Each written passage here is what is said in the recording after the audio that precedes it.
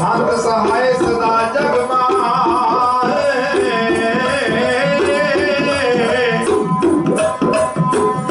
कृपा कर श्याम यह वर दीजै आनंद गुणी निधान गुरु गरीब निवाज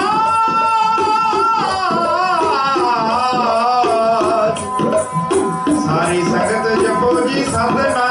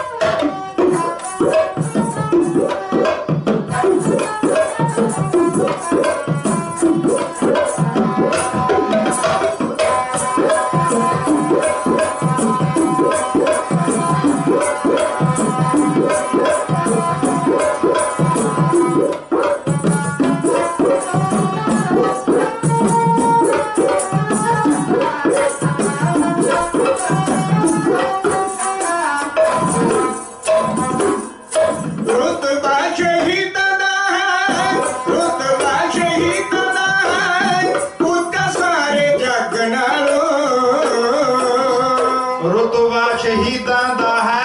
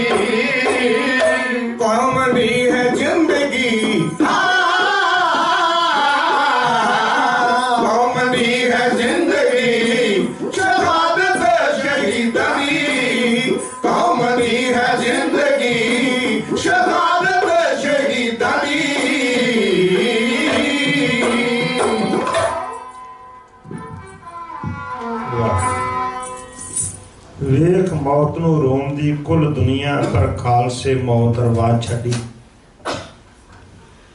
डर के मौत तो लुके बलकार वाले ए पर खालसे मौत डरा छड़ी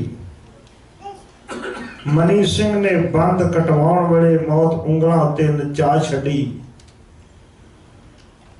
सिक्खी खंडे दी धार चों होई पैदा कौन जम्मिया इहनूं मटाउण वाला क्षमा सामने बलदी वेख के ते फिर परवाने नूं कौन हटाउण वाला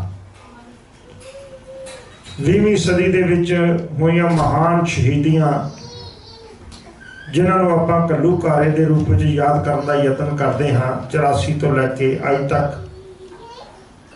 उन्हां समूह शहीदां दी याद विच इह हफ्तावारी दीवान विच हाज़री भर के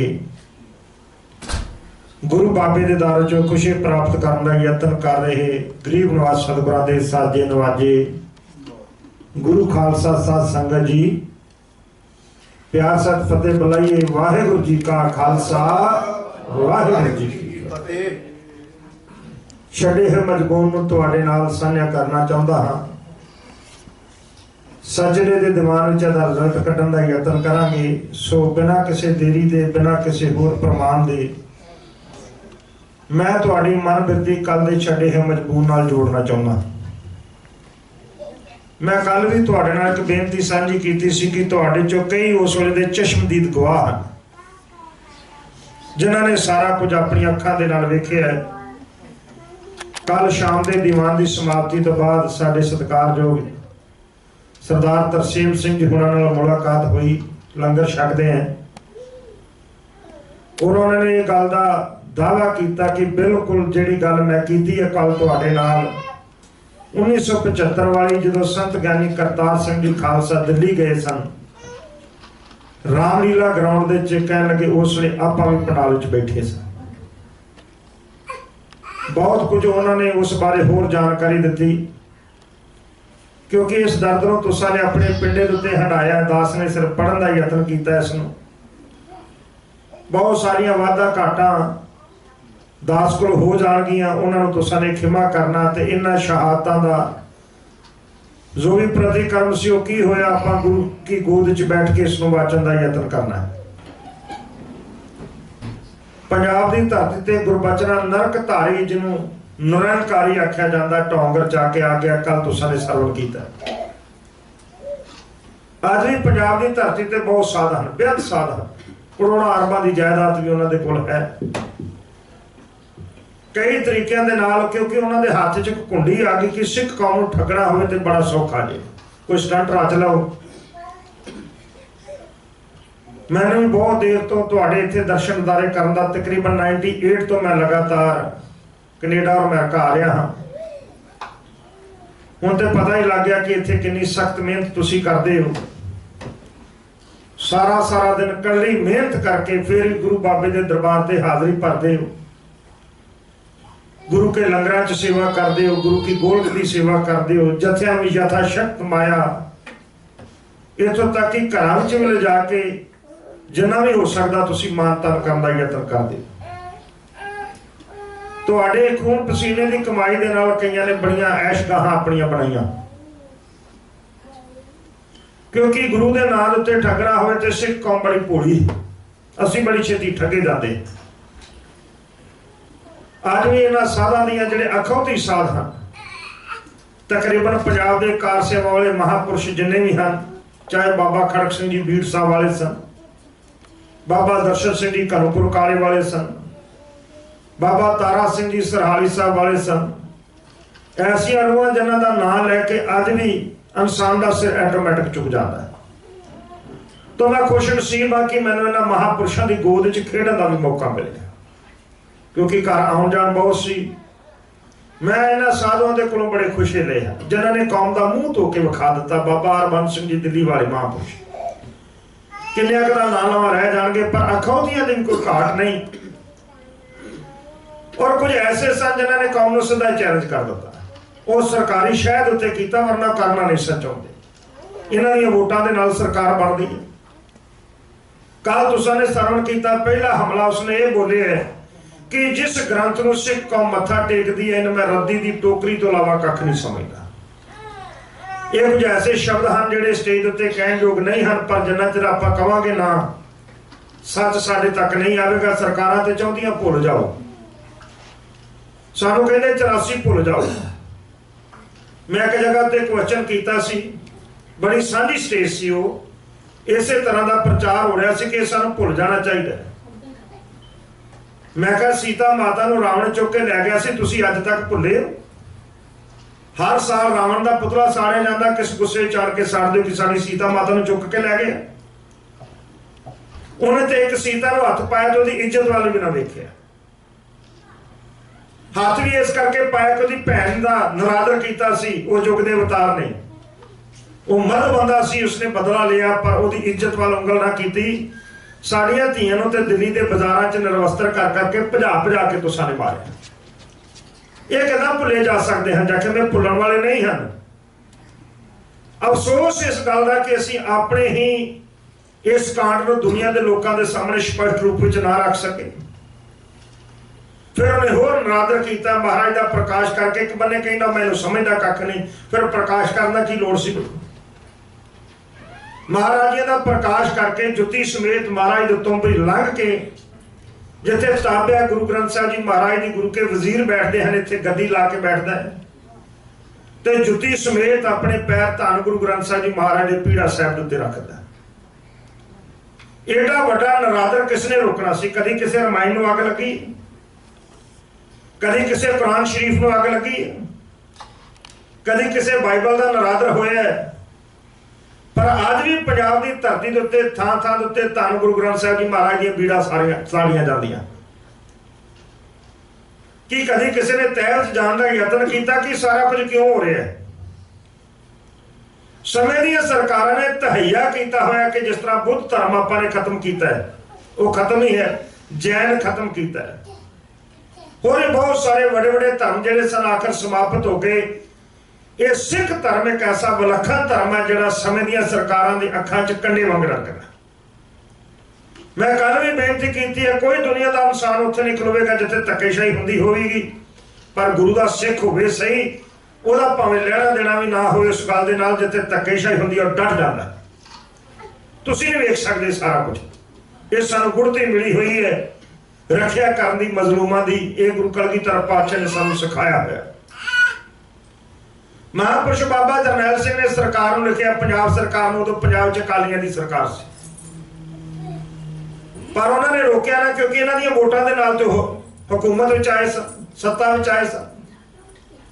फिर सेंटर सरकार नूं लिखिया गया कि इसनूं रोकिया जाए, जे ना रोकिया तो धन गुरु ग्रंथ साहब जी महाराज की आन शान बदले तो असीं अपना सारा कुछ निछावर कर देवांगे। सरकार ने उसनूं सुरक्षा दे दी और यह ऐलान कर दिता कि हर बंदे नूं अपनी गल कहण दा इस देश विच पूर्ण तौर पर अधिकार है, हर तरह की गल कर सकता है। बड़े बड़े समागम होने लगे, सिख संगतां विरोध कर लगियां, जिस तरह हुण सरसे साध का विरोध होंदा है। सरकार गोली चलाउंदी है, सिंह शहीद हो जाते। आखिर इन्ना वड्डा कांड हो गया, दमदमी टकसाल दीयां बसां तक साड़ दित्तियां गईयां, बीड़ा पोथियां अगर भेंट कीतियां गईयां, सिंह लगातार शहीद होंदे चले जा रहे सन। कोई किसी को पुछ नहीं सी रहा, कोई किसी को वेख नहीं सी रहा, कोई किसी की गल सुन नहीं सी रहा। संत ज्ञानी जरनैल सिंह खालसा जी 14वें मुखी के रूप में संगतां की सेवा कर रहे हैं, जब संगतां ने आके महापुरुषों के कोल हाल पारिया की, बाबा जी एडा वड्डा धक्का सानू कुटिया जाता, सानू मारिया जाता, सानू अतवादी आख्या जाता। चलो बंदे नाल ते किसी का वैर होगा कि बंदे ने गलत काम किया, मैं सहार नहीं सकिया, मैं गोली मार दी। सचखंड श्री हरमंदर साहब जी का मॉडल जिहड़ा अमृतसर रेलवे स्टेशन के उत्ते सी, वो किसी को की दुख दिंदा सी, इन्हां दरबाने ने वो भी तोड़ दिता। धन गुरु अर्जन देव जी महाराज का स्वरूप जिन्हों आप तस्वीर कह दें, फोटो कह दें, रंग रतड़ी अरूआं स्वरूप कहिंदियां ने, यह वड्डा स्वरूप जमीन के उत्ते सुट के भन के इस स्वरूप के उत्ते बीड़ियां दे बंडल सुट के ते पैरां दे नाल मसले गए। ये सारे कासे नूं किसी ने रोकना सी, इंसान फिर कहना जा मर जावां जा मार देवां। आखिर संत ज्ञानी जरनैल सिंह खालसा जी ने एक प्रोग्राम देना है, उन्होंने बहुत बड़ा एक इकट्ठ सद्या है श्री अमृतसर साहब की धरती के उत्ते, ते कौमी परवाने नूं सद के जो कुछ संत ज्ञानी जरनैल सिंह जी उन्होंने कह रहे हैं, ढाडी सिंह तुहाडे नाल साझा करने अज दा मजमून अगे प्रारंभ है। सर्व करिए साथ।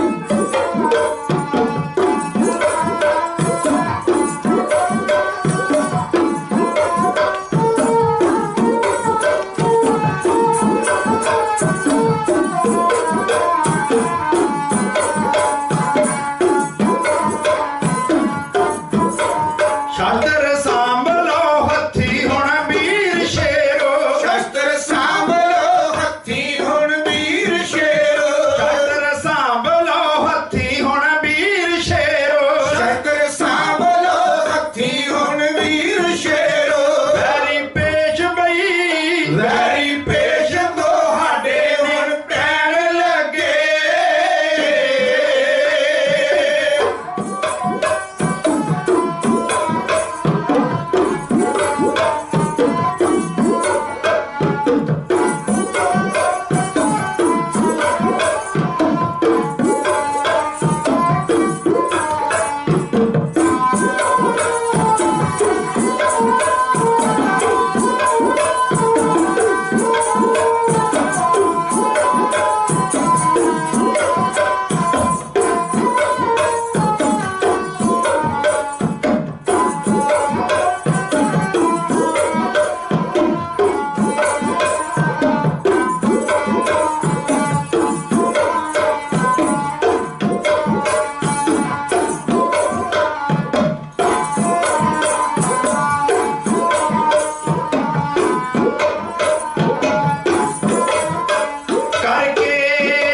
ਕਰਕੇ ਕਤਲ ਜਵਾਨੀ ਪੰਜਾਬ ਦੀ ਨੂੰ ਕਰਕੇ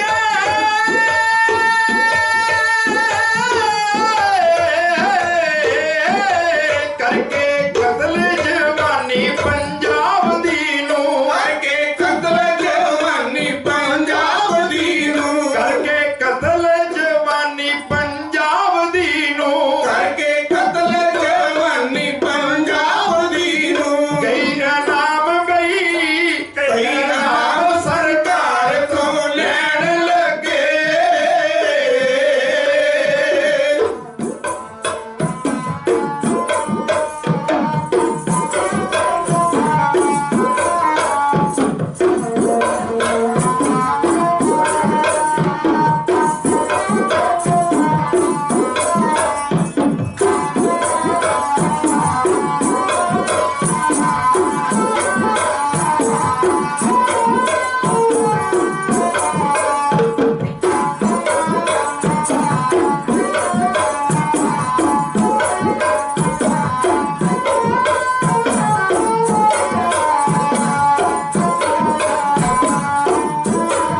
ਬੜੀ ਉਦਮ ਚਾਈ ਗਈ ਅਫਸਰਾਂ ਨੇ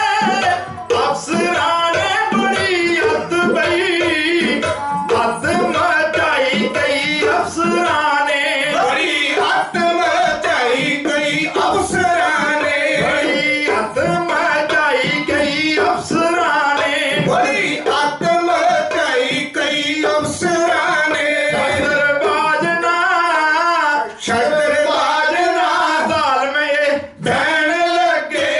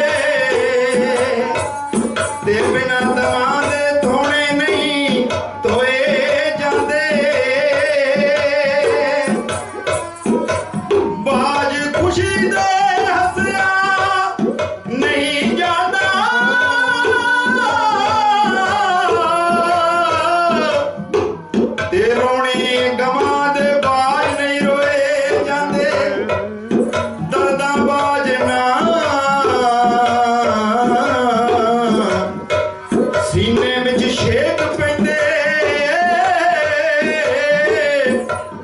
ਤੇ ਛੇਕਾਂ ਬਾਜ ਨਾ ਮੋਤੀ ਖਰੋਏ ਜਾਂਦੇ ਸ਼ਰਫ ਦਾਗ ਗੁਲਾਮੀ ਦੇ ਦੇਸ਼ ਉੱਤੋਂ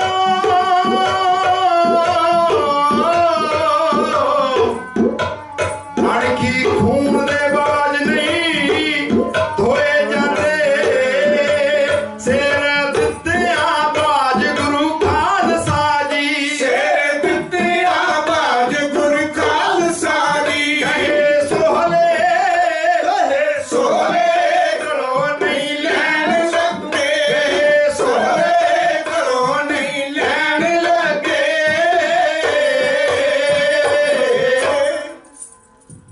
ਸੰਤ ਗਿਆਨੀ ਜਰਨੈਲ ਸਿੰਘ ਖਾਲਸਾ ਜੀ ਨੇ ਭਰੇ ਇਕੱਠ ਦੇ ਵਿੱਚ ਪ੍ਰੋਗਰਾਮ ਦਿੱਤਾ। ਉਹਨਾਂ ਆਖਿਆ ਅਸੀਂ ਨਹੀਂ ਚਾਹੁੰਦੇ ਕਿ ਕਿਸੇ ਤਰ੍ਹਾਂ ਦਾ ਕੋਈ ਪੰਜਾਬ ਦੇ ਅਮਨ ਦਾ ਜੋ ਵਾਤਾਵਰਨ ਹੈ ਉਹ ਵਿਗਾੜ ਵਿੱਚ ਬਦਲ ਜਾਵੇ, ਪਰ ਜੇ ਸਰਕਾਰ ਨੇ ਤਹਈਆ ਕਰ ਲਿਆ ਕਿ ਸਾਨੂੰ ਖਤਮ ਹੀ ਕਰਨਾ ਤੇ ਫਿਰ ਅਸੀਂ ਏਦਾਂ ਤੇ ਖਤਮ ਹੋਣਾ ਨਹੀਂ।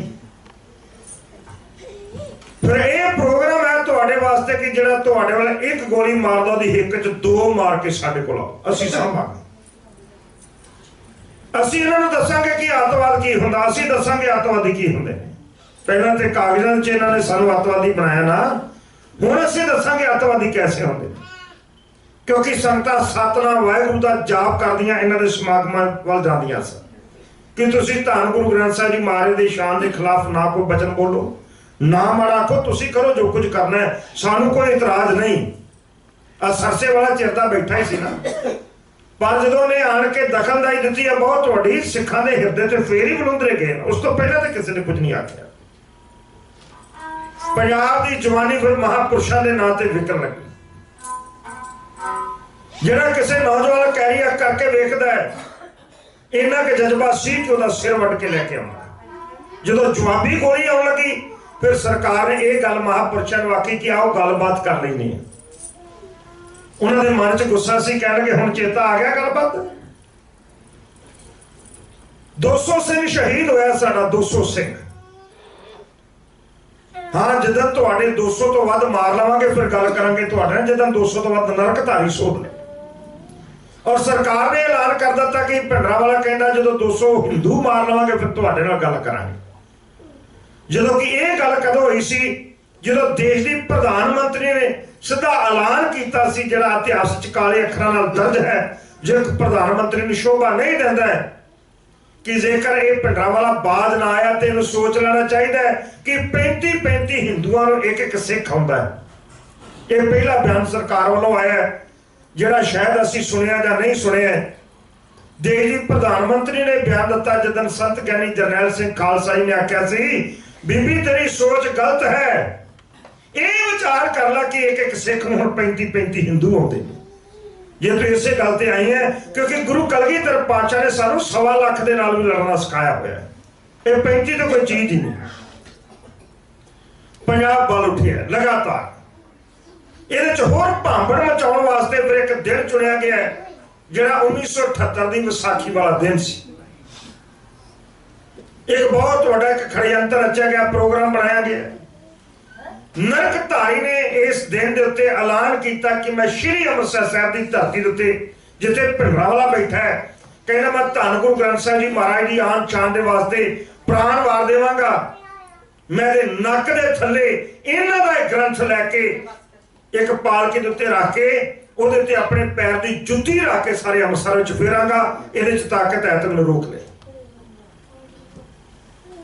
ਅੰਦਾਜ਼ਾ ਲਗਾਓ ਕਿਹੜਾ ਸਿੱਖ ਇਸ ਗੱਲ ਨੂੰ ਚੱਲ ਸਕਦਾ, ਕਿਉਂਕਿ ਮੀਡੀਆ ਹੁਣ ਤੇ ਮੀਡੀਆ ਸੋਸ਼ਲ ਮੀਡੀਆ ਬਹੁਤ ਹੈ, ਹਰ ਗੱਲ ਹਰ ਇੱਕ ਤੱਕ ਚਲੇ ਜਾਂਦੀ ਹੈ।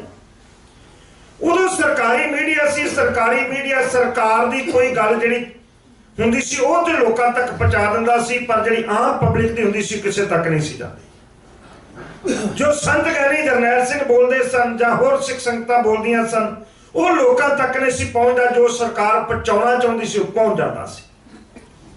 ਜਿਹੜਾ ਇਹ ਬਿਆਨ ਨਰਕਧਾਰੀ ਨੇ ਚੈਲੰਜ ਕਰਕੇ ਦਿੱਤਾ ਹੈ ਕਿ ਜਿਸ ਗ੍ਰੰਥ ਦੀ ਸ਼ਾਨ ਬਦਲੇ ਕਹਿੰਦਾ ਮੈਂ ਪ੍ਰਾਣ ਮਾਰਾਂਗਾ, ਇਹਦੇ ਨੱਕ ਦੇ ਥੱਲੇ ਮੈਂ ਜਲੂਸ ਕੱਢਾਂਗਾ, ਇਹਨਾਂ ਦੀ ਭੀੜ ਰੱਖ ਕੇ ਉੱਤੇ ਆਪਣੇ ਪੈਰ ਦਾ ਜੋੜਾ ਰੱਖਾਂਗਾ, ਇਹਦੇ 'ਚ ਤਾਕਤ ਹੈ ਤੇ ਮੈਨੂੰ ਰੋਕ ਲੈ। ਦੀਵਾਨ ਹਾਲ ਮੰਡੀ ਸਾਹਿਬ ਵਿਖੇ ਬਹੁਤ ਵੱਡਾ ਇਕੱਠ ਹੈ। ਸੰਤ ਗਿਆਨੀ ਜਰਨੈਲ ਸਿੰਘ ਜੀ ਬੇਹੱਦ ਜੋਸ਼ ਵਿੱਚ, ਬੜੇ ਰੋਹ ਵਿੱਚ। ਭਾਈ ਤਰਸੇਮ ਸਿੰਘ ਜੀ ਉਸ ਵੇਲੇ ਉੱਥੇ ਹਨ, ਇਹਨਾਂ ਨੇ ਮੈਨੂੰ ਕੱਲ ਦੱਸਿਆ। ਹੋਰ ਬਹੁਤ ਸਾਰੇ ਵੀਰਾਂ ਨੇ ਇਸ ਗੱਲ ਦੀ ਗਵਾਹੀ ਦਿੱਤੀ ਮੈਨੂੰ।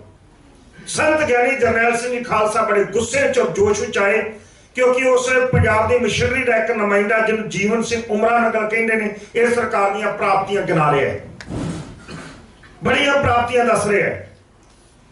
ਜਦ ਸੰਤ ਗਿਆਨੀ ਜਰਨੈਲ ਸਿੰਘ ਨੇ ਆਣ ਕੇ ਉੱਥੋਂ ਮਾਈਕ ਫੜ ਕੇ ਕਿਹਾ, ਗੁਰੂ ਸਵਾਰੀ ਸਾਧ ਸੰਗਤ ਜੀ, ਸਾਨੂੰ ਪਤਾ ਲੱਗਾ ਕਿ ਨਰਕਧਾਰੀ ਨੇ ਆ ਪ੍ਰੋਗਰਾਮ ਲਿਖਿਆ, ਅਸੀਂ ਮਰ ਤੇ ਸਕਦੇ ਹਾਂ ਪਰ ਇਹ ਕੰਮ ਆਪਾਂ ਹੋਣ ਨਹੀਂ ਦੇਣਾ। ਮੈਂ ਚੱਲਿਆ ਹਾਂ, ਤੁਹਾਡੀ ਜਿਵੇਂ ਮਰਜ਼ੀ ਹੈ, ਜਿਹਨੇ ਪਿੱਛੇ ਆਉਣਾ ਹੋ, ਪਰ ਮੈਂ ਅੱਜ ਇਹ ਕੰਮ ਹੋਣ ਨਹੀਂ ਦੇਣਾ। ਇੰਨੀ ਗੱਲ ਕਹਿ ਕੇ ਸੰਤ ਗਿਆਨੀ ਜਰਨੈਲ ਸਿੰਘ ਜਦੋਂ ਤੁਰ ਲਗੇ ਵਾਪਸ, ਜੀਵਨ ਸਿੰਘ ਨੇ ਮਾਈਕ ਫੜ ਕੇ ਦੁਬਾਰਾ ਇਹ ਕਹਿਣਾ ਸ਼ੁਰੂ ਕੀਤਾ, ਲਓ ਜੀ, ਸਾਨੂੰ ਕਿਸੇ ਦੇ ਮਾਮਲਾ ਦਖਲਅੰਦਾਜ਼ੀ ਨਹੀਂ ਦੇਣੀ ਚਾਹੀਦੀ। ਹਰ ਇੱਕ ਨੂੰ ਆਪਣੀ ਗੱਲ ਕਰਨ ਦਾ ਪੂਰਨ ਤੌਰ ਦੇ ਉੱਤੇ ਅਧਿਕਾਰ ਹੈ। ਇੱਕ ਅਕਾਲੀ ਮੰਤਰੀ ਬੋਲ ਰਿਹਾ ਹੈ, ਉਹਨਾਂ ਦੇ ਖਿਲਾਫ ਕਿਵੇਂ ਜਾ ਸਕਦਾ ਜਿਨ੍ਹਾਂ ਦੀਆਂ ਵੋਟਾਂ ਲਈਆਂ ਹੋਈਆਂ। ਉਹਨੇ ਕਿਹਾ ਹਰ ਇੱਕ ਨੂੰ ਆਪਣੀ ਗੱਲ ਕਰਨ ਦਾ ਅਧਿਕਾਰ ਹੈ, ਇਸ ਕਰਕੇ ਉਹ ਵੀ ਜੋ ਮਰਜ਼ੀ ਕਰ ਸਕਦਾ ਹੈ, ਸਾਨੂੰ ਉਹਦੇ 'ਚ ਦਖਲਅੰਦਾਜ਼ੀ ਨਹੀਂ ਦੇਣੀ ਚਾਹੀਦੀ। ਮਹਾਂਪੁਰਸ਼ ਜਾਂਦੇ ਜਾਂਦੇ ਫਿਰ ਮੁੜ ਆਏ, ਆਣ ਕੇ ਉਹ ਮਾਈਕ ਹੱਥੋਂ ਫੜ ਕੇ ਬੜੇ ਗੁੱਸੇ ਦੇ ਵਿੱਚ ਕਹਿਣ ਲੱਗੇ, ਸਾਧ ਸੰਗਤ, ਸਾਨੂੰ ਕਿਹਨੇ ਅਧਿਕਾਰ ਦਿੱਤਾ ਦਮਦਮੀ ਟਕਸਾਲ ਦਾ ਸੇਵਾਦਾਰ ਹੋਣ ਦੇ ਨਾਤੇ ਕਿ ਅਸੀਂ ਰਾਮਾਇਣ ਦਾ ਨਰਾਦਰ ਕਰੀਏ, ਅਸੀਂ ਭਗਵਦ ਗੀਤਾ ਦਾ ਨਰਾਦਰ ਕਰੀਏ, ਅਸੀਂ ਕੁਰਾਨ ਸ਼ਰੀਫ ਦਾ ਨਰਾਦਰ ਕਰੀਏ, ਅਸੀਂ ਬਾਈਬਲ ਦਾ ਨਰਾਦਰ ਕਰੀਏ? ਸਾਨੂੰ ਕਿਹਨੇ ਅਧਿਕਾਰ ਦਿੱਤਾ? ਜੇ ਉਹਨੂੰ ਕਿਸੇ ਤਰ੍ਹਾਂ ਦੀ ਕੋਈ ਰੰਜਿਸ਼ ਹੈ, ਉਹ ਕਹਿੰਦਾ ਕਿ ਮੈਂ ਭਿੰਡਰਾਂ ਵਾਲੇ ਨਾਲ ਵੇਖਣਾ ਹੈ, ਤੇ ਫਿਰ ਮੈਂ ਸ਼੍ਰੀ ਅੰਮ੍ਰਿਤਸਰ ਸਾਹਿਬ ਦੀ ਧਰਤੀ ਤੇ ਬੈਠਾ, ਆਵੇ ਮੇਰੇ ਨਾਲ ਕਿ ਦੋ ਹੱਥ ਕਰੇ। ਸਾਡੇ ਧਾਰਮਿਕ ਗ੍ਰੰਥ ਦੀ ਬੇਅਦਬੀ ਕਰਨ ਦਾ ਇਹਨੂੰ ਅਧਿਕਾਰ ਕਿਹਨੇ ਦਿੱਤਾ ਹੋਇਆ? ਮੈਂ ਚੱਲਿਆ ਹਾਂ, ਮੈਂ ਰੋਕ ਕੇ ਵਿਖਾਲਾਂਗਾ, ਜ਼ਿੰਮੇਵਾਰ ਸਰਕਾਰ ਹੋਵੇਗੀ। ਉਹਨਾਂ ਦੇ ਮਨ 'ਚ ਜੋਸ਼ ਸੀ, ਉਹਨਾਂ ਨੇ ਸਰਕਾਰ ਨੂੰ ਵੀ ਸੁਣਾਈ। ਫਿਰ ਉਹ ਧੰਨ ਗੁਰੂ ਗ੍ਰੰਥ ਸਾਹਿਬ ਜੀ ਮਹਾਰਾਜ ਦੇ ਅੱਗੇ ਅਰਦਾਸ ਕਰਨ ਲੱਗੇ ਕਿ ਅੱਜ ਜਾਂ ਤੇ ਸ਼ਹਾਦਤ ਹੋਵੇਗੀ ਜਾਂ ਮੈਂ ਰਵਾਂਗਾ ਜਾਂ ਇਹ ਰਹੇਗਾ ਨਰਕਧਾਰੀ।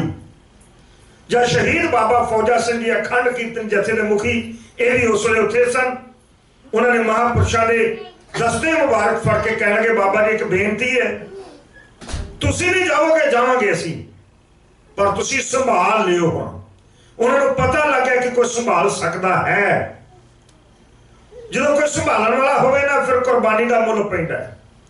ਅੱਜ 13 ਸਿੰਘਾਂ ਨੂੰ ਯਾਦ ਕੀਤਾ ਜਾਂਦਾ ਹੈ, ਪਰ ਸੰਤ ਗਿਆਨੀ ਜਰਨੈਲ ਸਿੰਘ ਦੀ ਸ਼ਹਾਦਤ ਤੋਂ ਬਾਅਦ ਜਿਹੜੇ ਸ਼ਹੀਦ ਹੋਏ ਨੇ, ਆਪਾਂ ਕਿੰਨੇ ਕੁ ਸੰਭਾਲੇ ਨੇ ਤੇ ਉਹਨਾਂ ਦਾ ਮੁੱਲ ਕਿੰਨਾ ਕੁ ਪਿਆ, ਇਹ ਤੇ ਸਾਨੂੰ ਸਾਰਿਆਂ ਨੂੰ ਪਤਾ ਨਾ। ਉਹਨੂੰ ਪਤਾ ਸੀ ਹੁਣ ਸੰਭਾਲਣ ਵਾਲਾ ਕੋਈ ਹੈ। ਉਹਨਾਂ ਕਿਹਾ ਤੁਸੀਂ ਸੰਭਾਲ ਲਿਓ, ਰੋਕਣ ਵਾਸਤੇ ਅਸੀਂ ਜਾਵਾਂਗੇ। ਮਹਾਂਪੁਰ ਜਦੋਂ ਮੰਨੇ ਨਾ ਤੇ ਉਹਨਾਂ ਨੇ 5 ਸਿੰਘਾਂ ਦੇ ਰੂਪ ਵਿੱਚ ਹੁਕਮ ਲਾ ਦਿੱਤਾ ਕਿ ਤੁਸੀਂ ਨਹੀਂ ਜਾਓ। ਇਹ ਸਿੰਘਾਂ ਦਾ ਜਥਾ ਜਾ ਰਿਹਾ ਹੈ, ਸਤਿਨਾਮ ਵਾਹਿਗੁਰੂ ਦਾ ਜਾਪ ਕਰਦਾ। ਇਹਨਾਂ ਦੇ ਕੋਲ ਕਿਸੇ ਕੋਲ ਸ਼ਸਤਰ ਨਹੀਂ ਸਨ, ਪਰ ਜਦੋਂ ਇਹਨਾਂ ਦੇ ਸਮਾਗਮ ਦੇ ਕੋਲ ਗਏ ਨਰਕਧਾਰੀਆਂ ਦੇ, ਅੰਮ੍ਰਿਤਸਰ ਦੇ ਐਸਐਸਪੀ ਨੂੰ ਜਿਹਨੂੰ ਪਹਿਲਾਂ ਹੀ ਅਧਿਕਾਰ ਦਿੱਤਾ ਹੋਇਆ ਸੀ, ਇਹਨੇ ਪਹਿਲੀ ਸੱਟੇ ਤਾੜ ਕਰਦੀ ਗੋਲੀ ਚਲਾਉਣੀ ਸ਼ੁਰੂ ਕੀਤੀ। ਇਹਨਾਂ ਸਿੰਘਾਂ ਦੇ ਕੋਲ ਕਿਹੜੇ ਹਥਿਆਰ ਸਨ?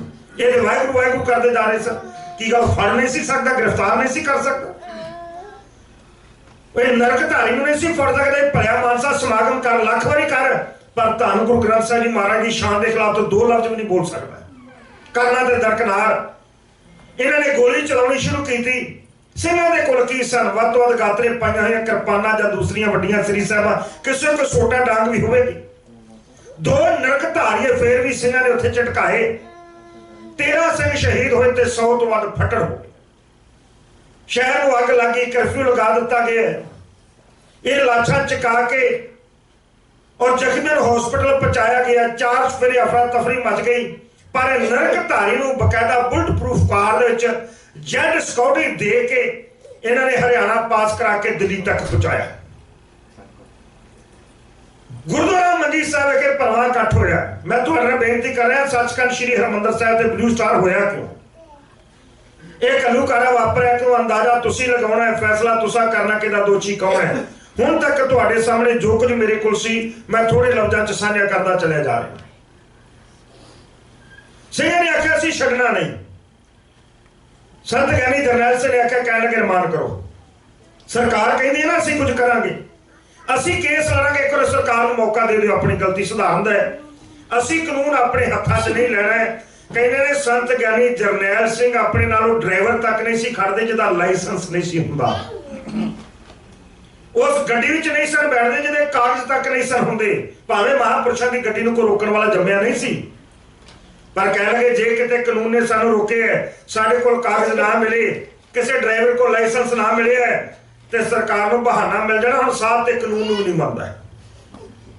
ਅਸੀਂ ਦੇਖਦੇ ਸ਼ਹਿਰੀ ਹਾਂ, ਸਾਨੂੰ ਵੱਖਰਾ ਮੁਲਕ ਵੀ ਨਹੀਂ ਚਾਹੀਦਾ। ਇਹ ਖਾਲਿਸਤਾਨ ਦੀ ਗੱਲ ਕਿਸੇ ਨੇ ਨਹੀਂ ਸੀ ਕੀਤੀ ਪਹਿਲਾਂ। ਜਲੰਧਰ ਤੋਂ ਛਾਪੇ ਇੱਕ ਅਖਬਾਰ ਜੋ ਮਹਾਸ਼ਾ ਪ੍ਰੈਸ, ਲਾਲਾ ਜਗਤਨ ਰਾਏ ਨੇ ਸਭ ਤੋਂ ਪਹਿਲਾਂ ਇਹ ਐਲਾਨ ਕੀਤਾ ਸੀ ਆਪਣੀ ਅਖਬਾਰ ਵਿੱਚ ਛਪਾ ਕੇ ਕਿ ਸਿੱਖ ਕੌਮ ਖਾਲਿਸਤਾਨ ਮੰਗਦੀ ਹੈ। ਇਸ ਤੋਂ ਪਹਿਲਾਂ ਖਾਲਿਸਤਾਨ ਦਾ ਜ਼ਿਕਰ ਨਹੀਂ ਸੀ ਕੀਤਾ ਮਹਾਂਪੁਰਸ਼ਾਂ ਨੇ। ਪੱਤਰਕਾਰਾਂ ਨੇ ਪੁੱਛਿਆ ਖਾਲਿਸਤਾਨ ਚਾਹੀਦਾ, ਤੁਸੀਂ ਕਹਿੰਦੇ ਹੋ ਖਾਲਿਸਤਾਨ ਚਾਹੀਦਾ, ਮਹਾਂਪੁਰਸ਼ਾਂ ਨੇ ਆਖਿਆ ਅਸੀਂ ਤੇ ਮੰਗਿਆ ਨਹੀਂ ਅਜੇ ਤੱਕ। ਜੇ ਸਰਕਾਰ ਦੇਣ ਦੇ ਉੱਤੇ ਆ ਗਈ ਤੇ ਹੁਣ ਇਨਕਾਰ ਨਹੀਂ ਕਰਦੇ, ਫਿਰ ਲੈ ਲਵਾਂਗੇ ਆਪਾਂ। 47 ਵਾਲੀ ਗਲਤੀ ਆਪਾਂ ਹੁਣ ਨਹੀਂ ਦੁਹਰਾਉਂਦੇ, ਹੁਣ ਆਪਾਂ ਲਵਾਂਗੇ।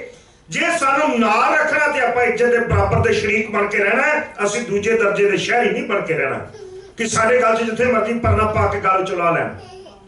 ਅਸੀਂ ਇੱਜ਼ਤ ਨਾਲ ਰਵਾਂਗੇ, ਬਰਾਬਰ ਦੇ ਹੱਕ ਲੈ ਕੇ ਰਵਾਂਗੇ। ਜੇ ਸਰਕਾਰ ਨੂੰ ਮਨਜ਼ੂਰ ਹੈ ਤੇ ਰੱਖ ਲੈ। ਪੰਜਾਬ ਸਰਕਾਰ ਨੇ ਕੇਸ ਲਗਾਇਆ, ਕੇਸ ਫਾਈਲ ਕਰ ਦਿੱਤਾ ਗਿਆ। ਤੁਹਾਨੂੰ ਯਾਦ ਹੋਵੇਗਾ, ਪੜ੍ਹੀ ਲਿਖੀ ਤੁਸੀਂ ਸਾਰੀ ਸੰਗਤ ਬੈਠੇ ਹੋ, ਇੱਕ ਹਿਸਾਬ ਦੀ ਕਰੀਮ ਹੀ 1 ਤਰੀਕੇ ਹੀ ਕੇਸ ਡਿਸਮਿਸ ਕਰ ਦਿੱਤਾ ਗਿਆ। ਉਹ ਕਿਉਂ ਕੀਤਾ ਗਿਆ? ਇਹਦਾ ਕਾਰਨ ਸੀ ਹੁਣ ਤੁਹਾਡੇ ਨੱਕ ਥੱਲੇ ਫਿਰ ਹੋਇਆ। ਪੰਜਾਬ 'ਚ ਇਲੈਕਸ਼ਨ ਸੀ, ਜਿਮਨੀ ਚੋਣ। ਸਰਸੇ ਵਾਲੇ ਨੂੰ ਅਦਾਲਤ ਨੇ ਬਾਇਜ਼ਤ ਬਰੀ ਕਰ ਦਿੱਤਾ ਹੈ ਕਿਉਂਕਿ ਚਾਰਜ ਸ਼ੀਟ ਫਾਈਲ ਨਹੀਂ ਕੀਤੀ ਪੰਜਾਬ ਸਰਕਾਰ ਨੇ। ਉਹਦੀ ਸ਼ਰਤ ਸੀ ਜੇ ਚਾਰਜ ਸ਼ੀਟ ਫਾਈਲ ਕਰ ਦਿੱਤੀ ਤੇ ਜਿਮਨੀ ਚੋਣ ਤੁਹਾਡੀ ਮੈਂ ਹਰਾਵਾਂਗਾ। ਜੇ ਚਾਹੁੰਦੇ ਹੋ ਜਿਮਨੀ ਚੋਣ ਜਿੱਤਣੀ ਤੇ ਫਿਰ ਇਹ ਜਿਹੜੀ ਚਾਰਜ ਸ਼ੀਟ ਤੁਸੀਂ ਨੇ ਫਾਈਲ ਕਰਨੀ ਹੈ, ਇਹਨੂੰ ਠੰਡੇ ਬਸਤੇ 'ਚ ਪਾਓ। ਤੇ ਇਸੇ ਸਰਕਾਰ ਨੇ, ਜਿਹਨੂੰ ਅਕਾਲੀਆਂ ਦੀ ਸਰਕਾਰ ਆਖਿਆ ਜਾਂਦਾ, ਚਾਰਜ ਸ਼ੀਟ ਫਾਈਲ ਨਹੀਂ ਕੀਤੀ, ਅਦਾਲਤ ਨੇ ਉਸ ਨੂੰ ਬਾਇਜ਼ਤ ਬਰੀ ਕਰ ਦਿੱਤਾ। ਉਦੋਂ ਵੀ ਇਸੇ ਪੰਜਾਬ ਸਰਕਾਰ ਨੇ ਚਾਰਜ ਸ਼ੀਟ ਫਾਈਲ ਨਹੀਂ ਕੀਤੀ, 1 ਤਰੀਕੇ ਕੇਸ ਡਿਸਮਿਸ ਕਰ ਦਿੱਤਾ ਗਿਆ। ਇਹ ਨਰਕਧਾਰੀ ਬਾਇਜ਼ਤ ਬਰੀ ਕਰ ਦਿੱਤਾ ਗਿਆ। ਫਿਰ ਸੰਤ ਗਿਆਨੀ ਜਰਨੈਲ ਸਿੰਘ ਖਾਲਸੇ ਨੇ ਇਕੱਠ ਕੀਤਾ।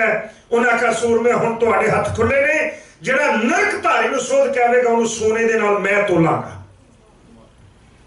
ਫਿਰ ਸਿੰਘ ਸਾਹਿਬ ਰਣਜੀਤ ਸਿੰਘ, ਬਾਬਾ ਰਣਜੀਤ ਸਿੰਘ, ਪੱਟੀ ਸ਼ਹਿਰ ਦੇ ਲਾਗੇ ਖੇਮ ਕਰਨ ਨੂੰ ਜਾਂਦੇ ਆ, ਇਹਨਾਂ ਦਾ ਨਗਰ ਹੈ ਠੱਠਾ। ਮੈਨੂੰ ਉਹ ਨਗਰ ਵਿੱਚ ਦੀਵਾਨ ਕਰਨ ਦਾ ਮੌਕਾ ਮਿਲਿਆ, ਸਿੰਘ ਸਾਹਿਬ ਬਾਬਾ ਰਣਜੀਤ ਸਿੰਘ ਦੇ ਨਗਰ ਵਿੱਚ। ਔਰ ਉਹਨਾਂ ਦੇ ਨਾਲ ਇੱਕ ਸਾਥੀ ਆਪਣੇ ਭਾਈ ਕਾਬਲ ਸਿੰਘ ਦਾ। ਇਹ ਨਰਕਧਾਰੀ ਤੱਕ ਪਹੁੰਚਣਾ ਬੇਹੱਦ ਕਠਿਨ ਸੀ। ਗਾਥਾ ਤੇ ਬੜੀ ਲੰਬੀ, ਥੋੜੇ ਲਫ਼ਜ਼ਾਂ ਸਾਂਝਾ ਕਰਾਂ। ਸਭ ਤੋਂ ਪਹਿਲਾਂ ਕਿਉਂਕਿ ਤੁਸੀਂ ਜਾਣਦੇ ਨਰਕਧਾਰੀ ਨੇ 7 ਸਿਤਾਰੇ ਥਾਪੇ ਸਨ। ਸਾਡੇ ਪੰਜ ਸਿੰਘ ਸਾਹਿਬਾਨ ਨੇ 7 ਸਿਤਾਰੇ ਥਾਪੇ। ਸਾਡਾ ਆਪਣਾ ਰਹਿਤਨਾਮਾ, ਆਪਣਾ ਹੁਕਮਨਾਮਾ, ਉਹਨੇ ਆਪਣਾ ਹੁਕਮਨਾਮਾ ਜਾਰੀ ਕੀਤਾ। ਉਹਨੇ ਆਪਣਾ ਰਹਿਤਨਾਮਾ ਜਾਰੀ ਕੀਤਾ। ਪੰਜਾਬ ਦੀ ਧਰਤੀ ਦੇ ਇਹ ਸੱਭਿਆਚਾਰ ਨੂੰ ਅੱਗ ਲਾਉਣ ਵਿੱਚ ਸਭ ਤੋਂ ਵੱਡਾ ਯੋਗਦਾਨ ਪਹਿਲਾਂ ਨਰਕਧਾਰੀ ਦਾ ਪਾਇਆ। ਉਹਨੇ ਇੱਥੋਂ ਤੱਕ ਆਪਣੇ ਰਹਿਤਨਾਮੇ 'ਚ ਆਖਿਆ ਕਿ ਕੋਈ ਵੀ ਵਿਅਕਤੀ ਆਪਣੀ ਸਕੀ ਭੈਣ ਨਾਲ ਵਿਆਹ ਤੱਕ ਕਰਾ ਸਕਦਾ ਹੈ ਜਾਂ ਬਿਨਾਂ ਵਿਆਹ ਤੋਂ ਵੀ ਆਪਣੇ ਘਰ ਰੱਖ ਕੇ ਉਹਦੇ 'ਚ ਔਲਾਦ ਪੈਦਾ ਕਰ ਸਕਦਾ ਹੈ। ਉਹਦੇ ਰਹਿਤਨਾਮੇ ਵਿੱਚ ਹੈ। ਧੱਜੀਆਂ ਉਡਾ ਕੇ ਉਸਨੇ ਰੱਖ ਦਿੱਤੀਆਂ। ਸਾਡੇ ਪੰਜ ਸਿੰਘ ਸਾਹਿਬਾਨ ਨੇ ਉਹਦੇ 7 ਕਦੇ ਉਹਦਾ ਰਹਿਤਨਾਮਾ ਪੜ੍ਹਿਓ, ਸਟੇਜ ਦੇ ਉੱਤੇ ਬੋਲਣ ਵਾਲਾ ਨਹੀਂ ਹੈ, ਉਹਨੂੰ ਆਪ ਹੀ ਪੜ੍ਹਨ ਦਾ ਯਤਨ ਕਰਨਾ ਹੈ। ਉਹਦੇ 'ਚ ਕੀ ਨਰਕ ਪਾਇਆ ਹੋਇਆ। ਸਾਡੇ ਪੰਜ ਸਿੰਘ ਸਾਹਿਬਾਨ ਨੇ 7 ਸਿਤਾਰੇ ਥਾਪੇ। ਇਹਦਾ ਇੱਕ ਸਿਤਾਰਾ ਸੀ, 7 ਸਿਤਾਰਿਆਂ 'ਚ ਇੱਕ ਜਿਹੜਾ ਚੰਡੀਗੜ੍ਹ ਡਾਕਟਰੀ ਕਰਦਾ ਸੀ। ਸਿੰਘ ਸਾਹਿਬ ਬਾਬਾ ਰਣਜੀਤ ਸਿੰਘ ਨੇ ਪਹਿਲਾਂ ਉਹਦੇ ਨਾਲ ਮੇਲ ਜੋਲ ਬਣਾਇਆ, ਬਿਮਾਰੀ ਦਾ ਬਹਾਨਾ ਲਾ ਕੇ ਉਹਦੇ ਕੋਲ ਜਾਂਦਾ ਰਿਹਾ, ਗੱਲਾਂ ਬਾਤਾਂ ਕਰਦਾ ਰਿਹਾ। ਗਾਤਰੇ ਵਾਲੀ ਕਿਰਪਾਨ ਉੱਪਰੋਂ ਦੀ ਪਾ ਕੇ ਜਾਂਦੇ ਸਨ। ਉਹ ਵੀ ਚਾਹੁੰਦਾ ਸੀ ਕਿ ਜੇਕਰ ਕੋਈ ਅੰਮ੍ਰਿਤਧਾਰੀ ਸਿੰਘ ਇੱਧਰ ਜੁੜ ਜਾਵੇ ਤੇ ਇਹਦੇ ਵੱਲ ਵੇਖ ਕੇ ਹੋਰ ਵੀ ਜੁੜਨ ਦਾ ਯਤਨ ਕਰਨਗੇ। ਗੱਲਾਂ ਬਾਤਾਂ ਦੇ ਨਾਲ ਪ੍ਰਭਾਵਿਤ ਕਰਦਿਆਂ ਇਹਦੇ ਨਾਲ ਗਹਿਰੀ ਦੋਸਤੀ ਹੋ ਗਈ। ਫਿਰ ਕਹਿੰਦਾ ਮੈਂ ਮਹਾਂਪੁਰਸ਼ਾਂ ਦੇ ਦਰਸ਼ਨ ਕਰਨੇ। ਬਾਬਾ ਰਣਜੀਤ ਸਿੰਘ ਨੇ ਆਖਿਆ ਮੈਨੂੰ ਮਿਲਾ ਦਿਓ। ਆਖਰ ਬੜੀ ਜਦੋਜਹਿਦ ਤੋਂ ਬਾਅਦ ਉਹ ਸਿਤਾਰਾ ਇਹਨਾਂ ਨੂੰ ਉੱਥੇ ਲੈ ਕੇ ਗਿਆ। ਇਹ ਗਾਤਰੇ ਵਾਲੀ ਕਿਰਪਾਨ ਉੱਪਰੋਂ ਦੀ ਪਾਈ ਹੋਈ ਸੀ, ਜਿਹਨੂੰ ਕਿਸੇ ਨੇ ਚੈਲੰਜ ਨਾ ਕੀਤਾ ਤੇ ਨਾ ਆਖਿਆ ਇਸ ਨੂੰ ਉਤਾਰ, ਕਿਉਂਕਿ ਉਹ ਤੇ ਲੋਕਾਂ ਵਿੱਚ ਮੀਡੀਆ 'ਚ ਦੱਸਣਾ ਚਾਹੁੰਦੇ ਸਨ ਕਿ ਆਹ ਵੇਖੋ ਅੰਮ੍ਰਿਤਧਾਰੀ ਸਿੰਘ ਤੇ ਸਾਡੇ ਕੋਲ ਆਉਂਦੇ, ਭਿੰਡਰਾਂਵਾਲਾ ਤੇ ਐਵੇਂ ਖੱਪ ਹੁੰਦਾ। ਉੱਥੇ ਜਦੋਂ ਪਹੁੰਚਿਆ ਤੇ ਉਹਨੇ ਧੰਨ ਗੁਰੂ ਰਾਮਦਾਸ ਪਾਤਸ਼ਾਹ ਦੇ ਚਰਨਾਂ 'ਚ ਅਰਦਾਸ ਕੀਤੀ, ਸੱਚੇ ਪਾਤਸ਼ਾਹ ਮੇਰੇ ਤੇ ਕਿਰਪਾ ਕਰ, ਮੈਨੂੰ ਬਹਾਨਾ ਮਿਲ ਜਾਵੇ ਕਿ ਮੈਂ ਪਾਪੀ ਨੂੰ ਸੋਚ ਸਕਾਂ, ਕੋਈ ਇਹੋ ਜਿਹੀ ਖੇਡ ਰਚਾ। ਉਹ ਖੇਡ ਸੱਚੇ ਪਾਤਸ਼ਾਹ ਨੇ ਰਚਾ ਦਿੱਤੀ। ਉਹ ਜਦੋਂ ਇਹਨੂੰ ਮਿਲ ਕੇ ਬਾਹਰ ਆਉਣ ਲੱਗਾ ਤੇ ਕੀ ਵੇਖਦਾ ਕਿ ਦਰਵਾਜ਼ੇ ਦੀ ਚਗਾਠ ਟੁੱਟੀ ਹੋਈ ਹੈ। उन्हें सतारे नूं आख्या, कहण लगा मैं मिस्त्री सिंह हाँ, ये लकड़ का काम सानूं विरसे च मिलिया होया है, मेरा दिल करदा मैं इत्थे सेवा करां, ते तुहाडी इजाजत होवे तां चगाठ मैं ठीक करां बना के। कहना मैनूं पुछ आउंदे, नरकधारी नूं पुछया कि उन्हें कहा कर ला सेवा। इन्होंने रीझ ला के एडी सुंदर चगाठ बनाई, जो नरकधारी ने वेखी तो उसनूं बड़ी चंगी लगी। उन्हें आख्या जी मेरा ते काम ही हुआ। उस दी फरमाइश के नाल बाबा रणजीत सिंह और भाई काबल सिंह ने कोठी दे विच काम मिल गया। होर भी जिहड़ा निक्का मोटा काम सी इन्हां करना शुरू किया है। उत्थे जाके रंदा फेरदे रहे, खिड़कियां बनाउंदे रहे, दरवाजे बनाउंदे रहे, निक्का मोटा काम मुक्कण वाले नहीं सी, बहुत वड्डी कोठी सी। नाले गुरु चरणां च अरदास करदे रहे कि आखिर यह सिलसिला सिरे किवें चलेगा ते किन्नी देर असीं इहदी खुशामद करदे रहांगे, आखिर शस्त्र किवें अंदर लिआंदे जा सकदे हैं। फिर उन्होंने एक प्रोग्राम बनाया, एक लकड़ का मोछा लैके बकायदा उन्होंने खराद के विचों ਉਹਦੇ ਚ शस्त्र फिट किए, ਜਿਹੜੇ हथियार अंदर लिजाने सन। दो फार करके ਉਹਨੂੰ ਵਿੱਚੋਂ ਘੜ ਕੇ ਘਾੜਤ ਕਰਕੇ ਉਹਦੇ ਚ ਫਿਟ ਕਰਕੇ मोछा फिर जोड़िया गया, ਜਿਹੜਾ ਵੇਖਣ ਚ पता नहीं सी लगता कि ਇਹਦੇ अंदर कुछ हथियार है या नहीं है, ये पालिया होया या नहीं पालिया होया। बड़ी वड्डी कुर्बानी है। ਇਹ ਲੱਕੜ ਨੂੰ ਪਾਰ ਕੇ ਬੜੀ ਬਰੀਕੀ ਨਾਲ ਆਰੇ ਦੇ ਉੱਤੇ ਚੀਰ ਕੇ ਉਹਨੂੰ ਖਰਾਦ ਕੇ ਸ਼ਸਤਰ ਫਿੱਟ ਕਰਕੇ ਦੁਬਾਰਾ ਜੋੜਿਆ ਗਿਆ। ਏਡੀ ਸਫਾਈ ਨਾਲ ਜੋੜਿਆ ਗਿਆ ਕਿ ਕਿਸੇ ਨੂੰ ਪਤਾ ਨਹੀਂ ਸੀ ਲੱਗਦਾ। ਨਾਲੇ ਬਾਬਾ ਰਣਜੀਤ ਸਿੰਘ ਜੀ ਦਾ ਉਸ ਵੇਲੇ ਕੋਠੀ ਦੇ ਵਿੱਚ ਬਹੁਤ ਵੱਡਾ ਵਕਾਰ ਬਣ ਚੁੱਕਾ ਸੀ। ਸਾਰੇ ਬਣਾ ਨੂੰ ਚਾਹੁੰਦੇ ਸਨ, ਮੇਲ ਮਲਾਪ ਇਹਨਾਂ ਨੇ ਆਪ ਵਧਾਇਆ ਹੋਇਆ ਸੀ। ਜਦੋਂ ਸ਼ਸਤਰ ਅੰਦਰ ਚਲੇ ਗਏ, ਗੁਰੂ ਪਾਤਸ਼ਾਹ ਨੇ ਕਿਰਪਾ ਕਰ ਦਿੱਤੀ, ਇਹ ਮੋਛੇ ਨੂੰ ਕਿਸੇ ਨੇ ਚੈੱਕ ਨਾ ਕੀਤਾ। ਜੇ ਚੈੱਕ ਵੀ ਕਰਦਾ ਤੇ ਮੈਟਲ ਡਾਇਰੈਕਟਰ ਦੇ ਵਿੱਚੋਂ ਸ਼ਸਤਰ ਆਉਣੇ ਨਹੀਂ ਸਨ। हथियार अंदर चले गए, पिस्तौल अंदर चल गया, स्टेन अंदर चले गई, जो उन्होंने शस्त्र सन सारे दे सारे अंदर चले गए। हुण अंदर शस्त्र पहुंच गए, इन्होंने तैयारी की कि आखिर सारी दार थले किदन आवेगा तो किदन उसनूं मारांगे, क्योंकि जेड प्लस सिक्योरिटी उहदे नाल सी। इन्नी सिक्योरिटी दे विच उसनूं गोली मारना बेहद कठिन सी, पर सच्चे पातशाह ने कृपा कर दी। आखिर वो दिन आ गया। एक दिन नरकधारी अपनी कार च बैठ के जब उतरे है ते बाबा रणजीत सिंह जी आम तौर पर गांह पिछां जाते सन, लागे भी चले जाते सन। वो सिक्योरिटी का घेरा थोड़ा जिहा वीक सी। जब भाई काबल सिंह ने की सलाह, कह लगे भाई काबल सिंह जी, गुरु हाकम पातशाह ने ऐसा मौका दे दिता जे हुण शस्त्र संभालिए, ये नरकधारी नूं हुण आपां ने जमपुरी पहुंचाउणा है। कार कार करके मार के गोलियां इन्हां सूरमिਆਂ ने जमपुरी किवें पहुंचाया, इहनूं मेरे कीता जावे।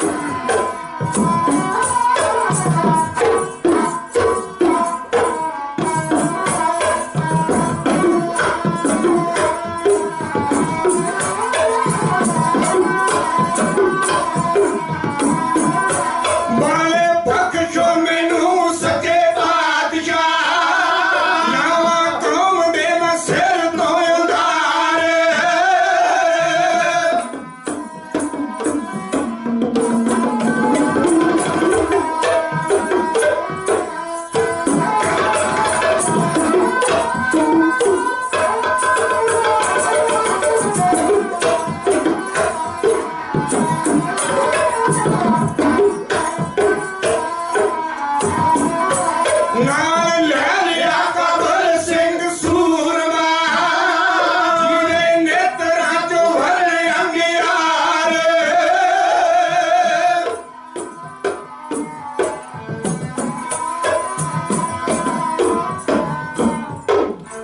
ਨਾਲ ਲੈ ਲਿਆ ਕਾਬਲ ਸਿੰਘ ਸੂਰਮਾ ਜਿਹਦੇ ਨੇਤਰਾਂ ਚ ਵਰਨ ਅੰਗਿਆਰ।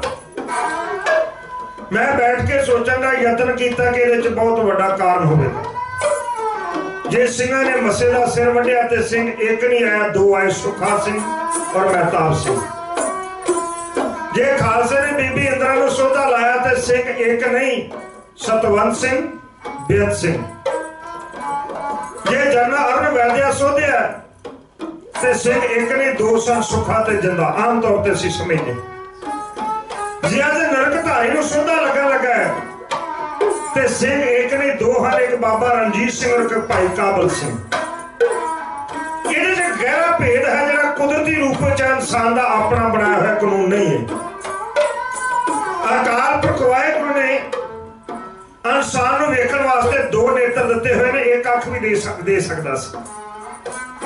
ਸੁਣਨ ਵਾਸਤੇ ਦੋ ਕੰਨ ਦਿੱਤੇ ਹੋਏ ਨੇ, ਦੋ ਨਾਸਕਾਂ ਦਿੱਤੀਆਂ ਹੋਈਆਂ ਨੇ ਸਵਾਸੇ ਲੈਣ ਦੇ ਵਾਸਤੇ, ਦੋ ਹੱਥ ਦਿੱਤੇ ਹੋਏ ਨੇ, ਦੋ ਪੈਰ ਦਿੱਤੇ ਹੋਏ ਨੇ। ਹੁਣ ਅੰਦਾਜ਼ਾ ਲਗਾਓ ਜੇ ਇਨਸਾਨ ਦਾ ਇੱਕ ਪੈਰ ਹੁੰਦਾ ਤਾਂ ਮੰਜ਼ਿਲ ਕਿਵੇਂ ਤੈਅ ਕਰਦਾ? ਮੰਜ਼ਿਲ ਤੈਅ ਨਹੀਂ ਹੋ ਸਕਦੀ।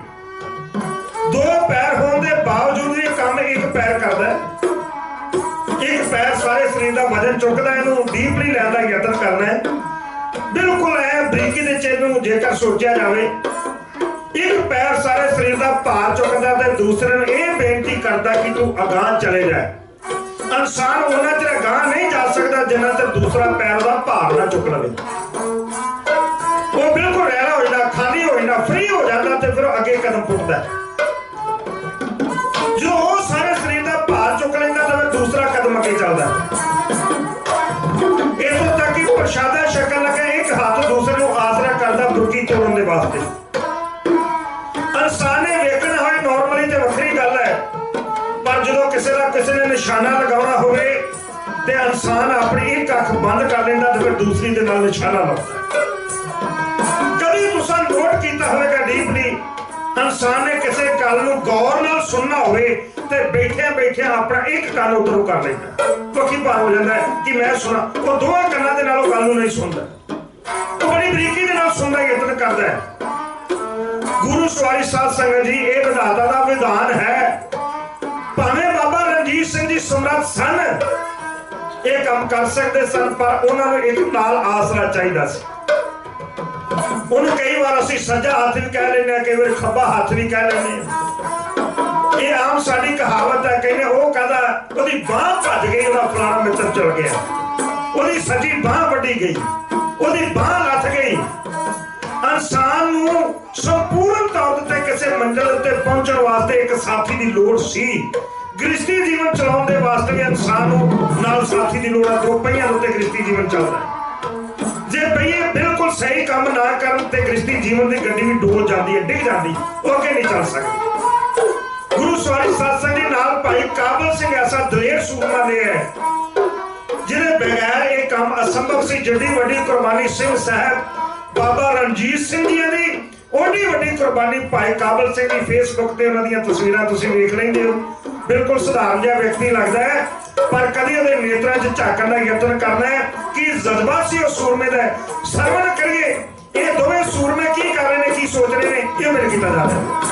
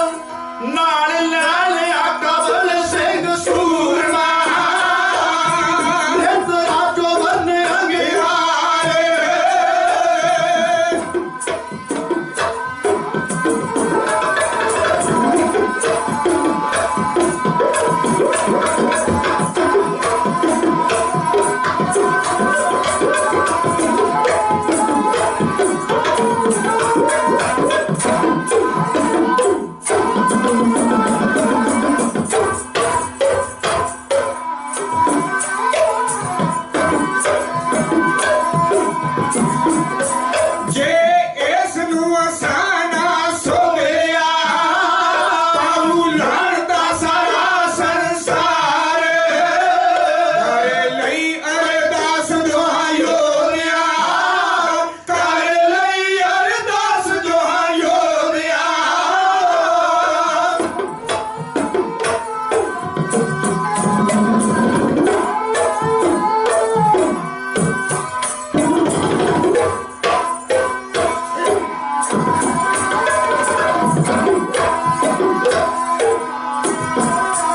ਕਰ ਲਈ ਅਰਦਾਸ ਦੁਆਇਓ ਦਿਆ ਲਈ ਅਰਦਾਸ ਦੁਆਇਓ ਦਿਆ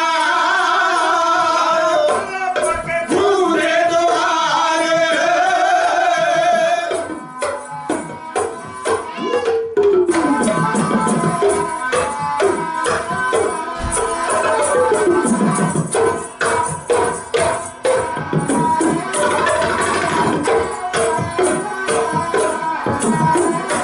ਪ੍ਰਾਣ ਕਰ ਫਿਰ ਸੂਰ ਮੇਰੇ ਮਾਰੀਆਂ ਕਈ ਗੋਲੀਆਂ ਕਦੀ ਵਿਚਕਾਰ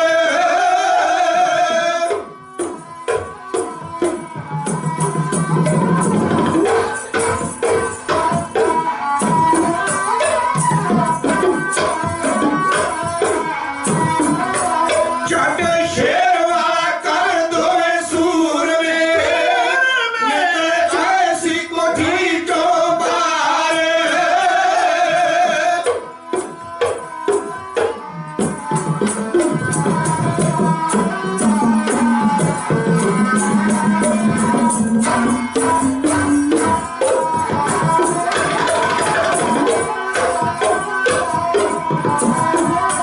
ਸੋ ਕਹੇ ਐਸੇ ਯੋਧਿਆਂ ਦੀ ਜੱਗ ਤੇ ਢਾਡੀ ਕੌਣਗੇ ਸਟੇਜਾਂ ਉੱਤੇ ਵਾਰ ਹੋ ਮੇਰੇ ਪਿਆਰਿਆ ਸਾਹਿਬਾ ਹੋ